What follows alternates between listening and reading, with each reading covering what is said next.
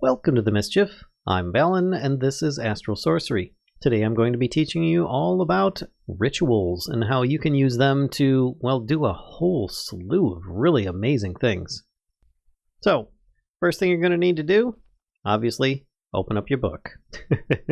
If you haven't already figured it out, you're going to have some attuned crystals in this case in order to continue on. I showed it in the previous chapter, Starlight Attunement, how you can do so.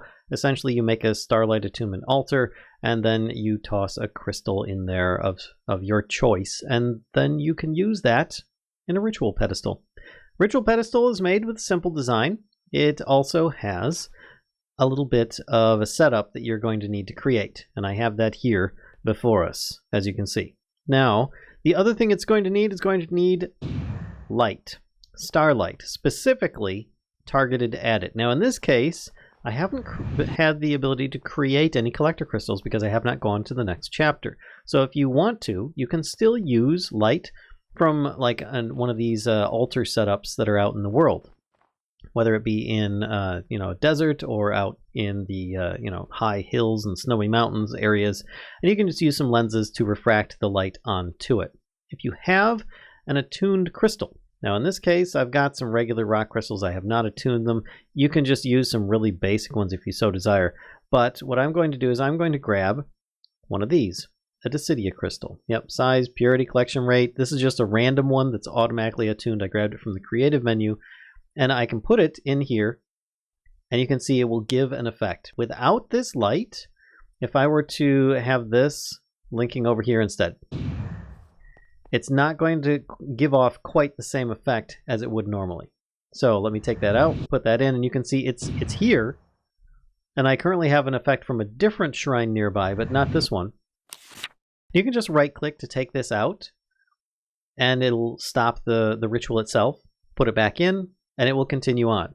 Now you can put multiple versions of crystals in here. If you notice, there are these blue ones. In the next chapter, you can learn how to make these as well. They're even better. And you can actually put those in instead, but just know that it needs to be attuned. You will notice, though, that it has all sorts of lights shooting off of it. This isn't just decoration. This is actually intentional. Let me grab an infused wood column and a few more of these lenses. And you don't have to use infused wood columns. I'm just using that because it's a really pretty design, and it kind of works with the aesthetic. You're going to want to find where these shafts of light go up, and you can increase the ability of this ritual. Now currently in this area, if I were in a regular world here, let's put this down. You see the cow is currently getting kind of like, it's getting pushed away by a different altar. I should have thought this one through a little bit better. Here I have a shrine set up already, and this one is Discidia. If I grab it here, it's a Discidia celestial crystal. It can just be a Discidia rock crystal if you want. Put it in there and it will do this effect in an area. Now I don't see any effects on me where I'm at, but that doesn't mean it's not going to have an effect. You'll notice each one of these lenses are focused back on it. Basically, you take this, you find the end of these like light, and you shine it back on here. So you link this lens back onto the central ritual pedestal, up to 5. Can't do any more than that. And you need to have some kind of light source, as I said, focusing in the middle. Now, once I've got this in place, I can then demonstrate what Discidia does. Try that in normal mode. There we go. Enemies will start taking damage in the area. Now, it will do it in quite a large area. I'm not just going to cover this because there's another tool that's going to be really important that you're going to want to use, and that's the Domic Resonator. I've been kind of avoiding this so far, but essentially you upgrade your phasic resonator with this secondary function. Just by sneak right-clicking your resonator, you can get it to this setting. Then, when you want, you can right-click on here with it, and it will show you kind of a visual representation of where it is currently affecting. It's pretty darn cool and not too bad. It's not exact, as you can see the edges kind of like ebb and flow, but it does give you an idea of how far it reaches out. If I have something like put a cow in here, it's going to end up getting killed as well. And this, it's indiscriminate and it kills things. If you want to know what each of these does, you just need to go in here and look up constellations. Let's say Discidia in this case. Go to the next page and you see Ritual Effect. Dispersing of this light into small discordant energies in the area creates a damaging field lashing out at all enemies nearby. The intensity increases as more starlight is channeled into the ritual. So if you don't want it to be a lot of damage, like you're seeing here, The skeleton's being killed in 1, 2, 3, 4 hits. I thought I saw the previous one get killed in less than that, but I guess it is about 4 hits. If you want it to be lessened, you can just eliminate some of these, and it'll take a bit longer or do a little bit less damage, something like that. You can see it's already considerably slower than it was with the other one. Heck, let's take out 2 of these. So there's only 2 left, and the size of the area actually shrunk as well. So that's something to take into account. It's not always the case. Sometimes this area will stay about the same. Now that's all there is for Discidia, but let's move on to some of the other ones. Now over here, I currently have Armara. This is an effect that I had over there. This one's a little bit different. It essentially gives you absorption and resistance, depending upon, of course, how focused it is in a rather large area. As you can see here, it goes quite far. It's about out to here, so it's not quite my view line right now, but it is quite distant, and this is only because it's been enhanced. Once again, if I remove the lenses, it will reduce considerably in its consistency. And of course, it's also crystal based. So if my crystal is actually pretty pathetic, like it's just a size 1 crystal, like a rock crystal, it's not going to be that effective. If it can have different abilities already on it, like this one here has Ritual Effect 1, you're going to want to pay attention to that, because this is going to automatically increase its ability of a ritual effect, almost as if you had an extra one of these lenses around it. So it's going to make it even better. That's right, it also has a secondary effect to hedge out other enemies that are not welcome, or just anything in general. It pushes them out as far as they can go, which I do quite find entertaining, because like I said, I've got that Armara effect over there. Bye! But yeah, it's got its benefits. I mean, you're getting these defensive benefits, and it's also hedging out any kind of other entities in the area. Alright, so let's go over here, and we have Aevitas. Put this in here, and you can see, oh, it's very bright and green. Oh, I got a regeneration effect. That's not all you're going to get, though. Obviously, it's going to have an effect on these guys, but they get regeneration as well. Maybe not skeletons, but still. It's not going to affect any kind of evil mobs in the area, but it will give it to friendly entities.